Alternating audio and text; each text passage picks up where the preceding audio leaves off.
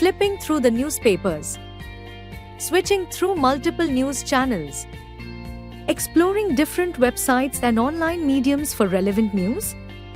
Keeping up to date with important news is not only time-consuming but also requires meticulous upkeep of notes for thorough revision. With a limited period in hand and abundant resources to study from, do not let current affairs come in the way of your prelims success. Join the PT 365 program by Vision IAS and advance in your preparation for current affairs. Starting on 9th January at 5 p.m., this 20-day course offers comprehensive coverage of 1 year of current affairs in 60 hours. Join for improved knowledge with complete coverage of The Hindu, Indian Express, PIB, Economic Times, Yojana, Economic Survey, etc. Doubt-clearing sessions and mentoring for thorough knowledge. Access to Sandhan personalized test with 25,000 plus questions. Access to live and online classes for flexibility in timing. It's time to devote your energy to smart learning and not running. Enroll today and excel in UPSC prelims with a strong command of current affairs. Hello and welcome to this edition of News Today. Without delay, let's have a look at the headlines first. Standing Committee Report on Rural Development and Panchayati Raj released. India-Mauritius elevates ties to enhance strategic partnership. Trends and Progress of Housing in India 2024 report released by National Housing Bank. Standing Committee Report on Consumer Affairs, Food and Public Distribution 2024-25 released. India set to leapfrog USA and become largest Web3 developer community by 2028. Standing Committee on Agriculture tabled report in Parliament. In our next news, the Standing Committee on Rural Development and Panchayati Raj has released its latest report, highlighting several key observations and recommendations. Let's break down the details. The committee noted that there has been only a nominal increase in the budget estimates or BE allocation for 2025-26 compared to 2024-25. A continuous trend of BE being lower than revised estimates has also been observed, largely due to the demand-driven nature of scheme. To address this, the committee has recommended that states must submit their fund demands on time and ensure full utilization of allocated budgets.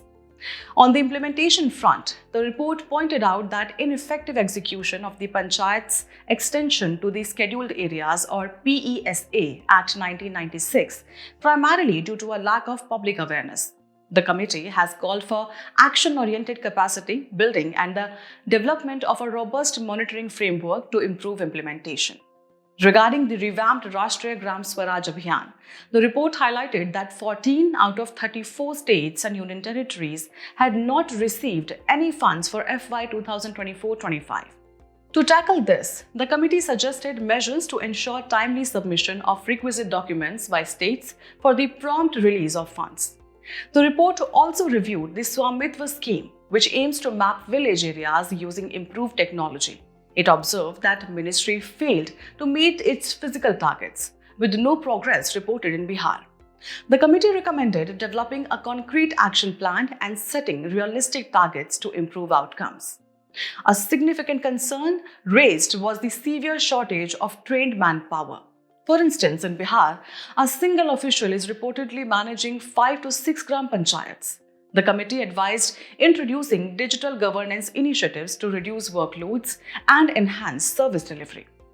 The report also touched upon the structure of grants. Currently, tied grants account for 60% of allocations and are restricted in their usage, while untied grants make up 40% and offer flexibility for local needs. The committee recommended merging these concepts to increase flexibility in fund utilization. Panchayat elections were another point of concern, with delays reported in various states, such as Karnataka, where elections were postponed in 2021. The committee stressed the need for timely elections in line with the 73rd Constitutional Amendment. Lastly, the committee flagged the issue of revenue generation, noting that panchayats are heavily reliant on government grants. To address this, it recommended empowering panchayats to generate their own revenues through property taxes, user fees, and other local levies. With these recommendations in place, the committee aims to improve governance, enhance resource utilization, and empower local bodies to better serve rural communities. India and Mauritius have taken their bilateral ties to a new level with the announcement of an enhanced strategic partnership during the recent visit of India's Prime Minister. Let's delve into the key developments. During the visit, India and Mauritius unveiled a joint vision aimed at strengthening cooperation across various sectors. Notably, Indian Prime Minister was honored with Mauritius' highest civilian award in recognition of his contributions to strengthening India-Mauritius relations. Now, coming to the key outcomes of this visit. One of the major highlights was the signing of an agreement to establish a framework promoting the use of local currencies for cross-border transaction. This move is expected to boost economic cooperation between the two nations. In addition, India announced a new vision for the Global South called Mahasagar, or Mutual and Holistic Advancements for Security and Growth Across the Regions. This initiative is designed to promote trade for development, enhance capacity building for sustainable growth, and ensure mutual security for a shared future. Furthermore, both nations signed agreements on the sharing of maritime data and agreed to collaborate in combating money laundering, reinforcing their commitment to regional security and financial stability. To understand the broader context, let's look at India-Mauritius relations. Diplomatic ties between the two countries date back to 1948. On the trade front, India maintains a trade surplus with Mauritius, with total trade valued at USD 554.19 million in 2022-23. The two nations also signed the Comprehensive Economic Cooperation and Partnership Agreement, or CECPA, in 2021, further boosting economic ties. In terms of investment, Mauritius holds a significant position as the second largest source of foreign direct investment, or FDI, into India for the financial year 2023-24, following Singapore. Cultural connections are equally strong, with Indian origin people comprising nearly 70% of Mauritius' population. Additionally, Mauritius hosts the World Hindi Secretariat, playing a key role in promoting Hindi worldwide. With these developments, India and Mauritius have reaffirmed their commitment to deeper cooperation and shared growth. India's housing sector is witnessing significant changes, as highlighted in the recently released Trends in Progress of Housing in India 2024 report by the National Housing Bank, or NHB. Let's take a closer look at the key insights. The report provides a comprehensive overview of India's housing scenario, examining housing schemes and the role of primary lending institutions. According to the data, banks account for a dominant 81% of housing loans, while housing finance companies, or HFCs, contribute 19%. When we talk about the distribution of these loans, the middle income group leads with 44%, followed closely by the economically weaker section, or the EWS, and lower income group at 39%. Meanwhile, the high income group, or HIG, holds a 17% share. Interestingly, housing loans as a percentage of GDP have shown a notable increase over the years, rising from 6.60% in 2011-12 to 11.29% in 2023-24. However, there is still room for improvement in the adoption of green practices, with only 5% of buildings classified as green. Moving on to challenges, regional disparities in finance continues to persist. Southern states account for 35% of housing finance, followed by Western 30%, Northern 28%, Eastern 5.4%, and Northeastern states contributing only 0.68%. Climate risks are another concern, with rising vulnerabilities to floods, fires, and extreme weather emphasizing the need for resilient and energy-efficient housing. The report also highlights issues in promoting green buildings, such as the limited number of certification bodies, lack of standardized certification frameworks, and high material costs. On a positive note, there are emerging opportunities as well. Technological advancements like AI, data analytics, predictive modeling, and 3D printing are expected to reduce costs and accelerate project completion. Moreover, increased liquidity options through real estate investment trusts, or REITs, offer smaller investors a chance to participate in large-scale projects. Additionally, the government's upcoming budget initiatives for 2025-26, including the Urban Challenge Fund and National Geospatial Mission, aim to further boost growth in the housing sector. Now, a brief overview of the National Housing Bank itself. Established under the National Housing Bank Act of 1987, NHB is a statutory body supervising housing finance companies. However, regulatory powers, including the registration of HFCs, have been transferred to the Reserve Bank of India. NHB has an authorized capital of 1,450 crore rupees, fully subscribed by the Government of India, and its head office is located in New Delhi. Moving ahead, the Standing Committee on Consumer Affairs, Food and Public Distribution has released its report for 2024-25, highlighting several pressing concerns and key recommendations. Let's take a closer look. One major concern flagged in the report is the persistent vacancies in state and district consumer commissions, which are significantly affecting the effectiveness of the Strengthening of Consumer Commissions or SCC scheme. Out of the total 36 sanctioned posts for presidents of state commissions, 18, that's 50%, remain vacant. Moving to the Consumer Welfare Fund or CWF, the report highlights that only 71.5% of the revised estimates for 2024-25 have been utilized. The report also pointed out that the disbursement of funds under the Price Stabilization Fund or PSF to several states and key agencies like NAFED and Kendriya Bhandar has not been uniform. On a positive note, the expansion of the computerization and computer networking of consumer commissions has improved case management, reduced delays, and enhanced access to justice. However, the report also flagged concerns about Indian Standard Time or IST not being mandatorily adopted by all telecom service providers or TSPs and Internet Service Providers or ISPs. This lack of uniformity in time across systems poses significant challenges for law enforcement agencies when investigating cybercrimes. The committee recommended taking immediate and proactive steps to ensure that states and union territories prioritize filling vacant posts within a fixed time frame. Additionally, steps need to be taken to implement a more streamlined fund release process to minimize delays in disbursement and ensure the uniform distribution of funds. Moving ahead, India is poised to become the largest Web3 developer community by 2028, surpassing the USA.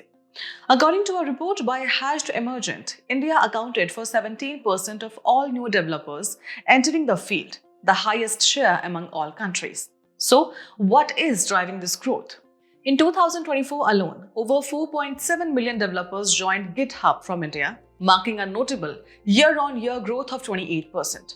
However, challenges remain. The sector faces hurdles like virtual digital assets acting as a parallel currency, the absence of a pro-Web3 policy framework, and the lack of a dedicated regulator. As a way forward, experts suggest shifting from restrictive regulations to an enabling approach, aligning regulatory frameworks with global standards such as those set by the G20 and Financial Action Task Force is seen as a crucial step. Now, let's understand what Web3 is all about. Web3 is an umbrella term for the next generation of internet technologies like blockchain. Unlike traditional systems, blockchain decentralizes data ownership, reducing reliance on intermediaries.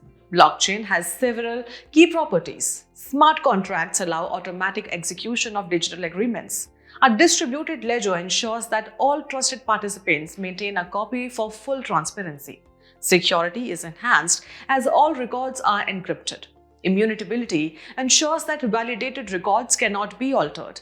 Trust is maintained as data is managed by multiple participants in a decentralized network. Consensus requires all participants to agree on the validity of records. Finally, time-stamping ensures that every transaction is recorded accurately. Applications of Web3 are diverse, ranging from non-fungible tokens and decentralized finance to small contracts and real-world assets.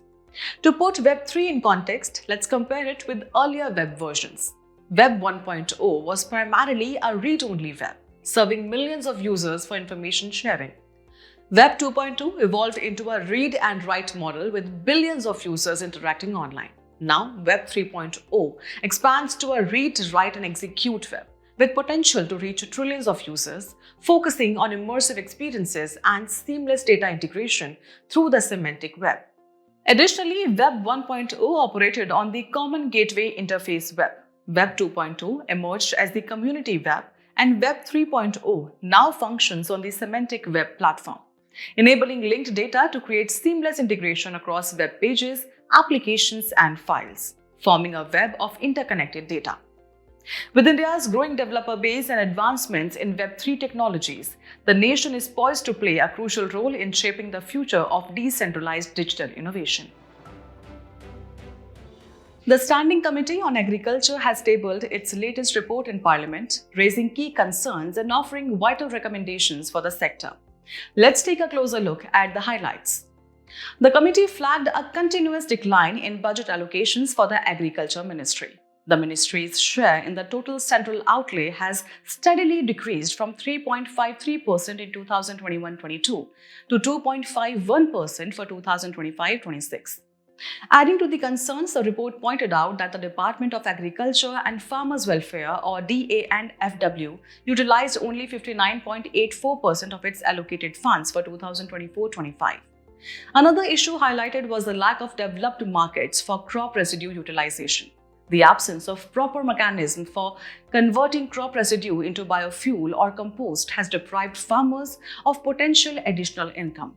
To address these concerns, the committee has put forward several recommendations. It proposed renaming the Department of Agriculture and Farmers Welfare to the Department of Agriculture, Farmers and Farm Labourers Welfare to recognize the crucial role of farm labourers in agriculture.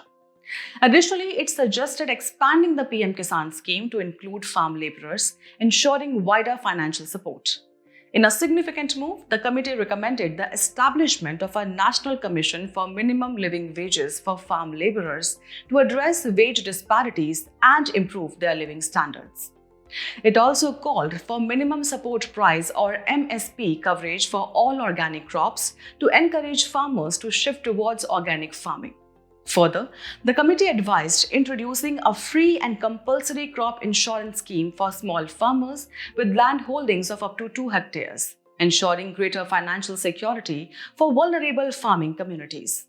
To tackle the issue of crop residue, the committee stressed the need for a multifaceted approach. This would involve a combination of policy interventions, farmer education, technological innovations, and financial incentives to promote effective crop residue management.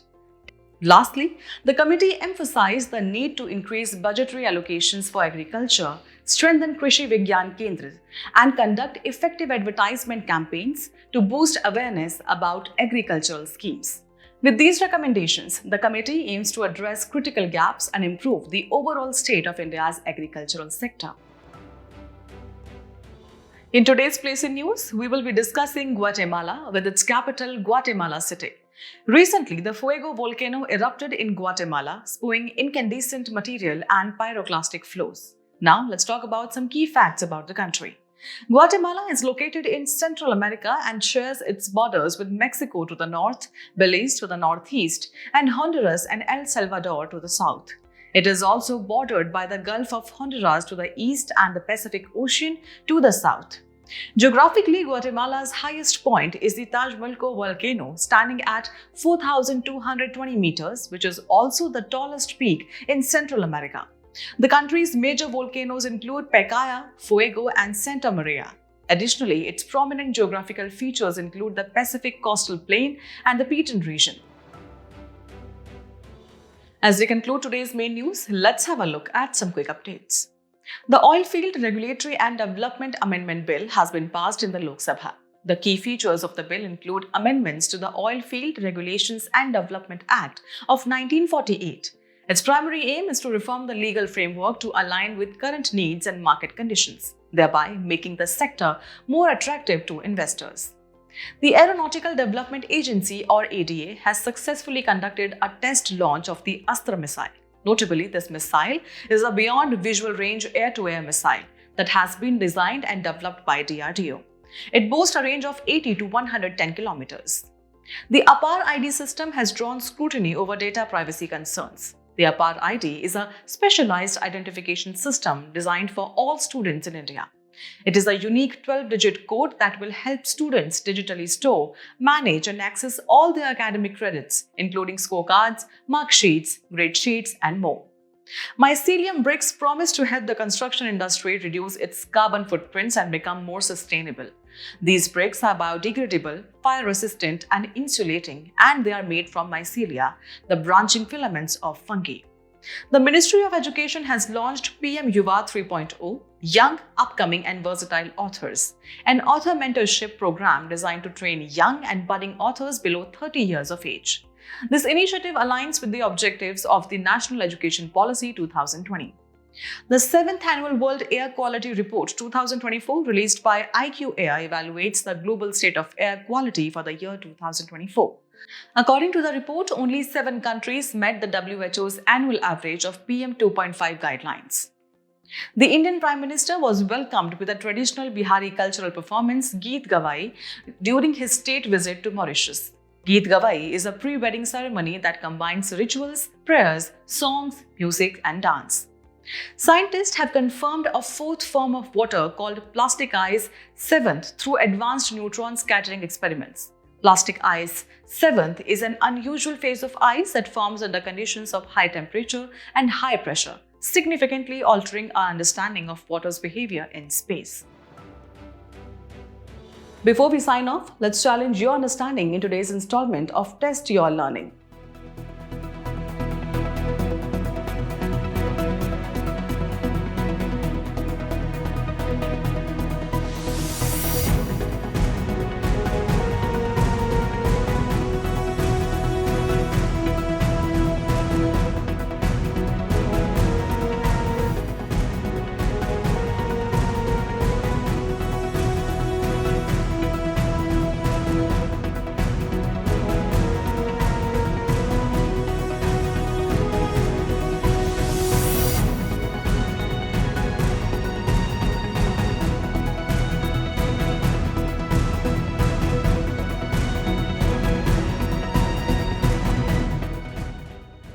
Thank you for joining us. We hope you found this episode of News Today engaging. For the solutions to the quiz and to access the PDF version of News Today, remember to visit the provided links in the description below.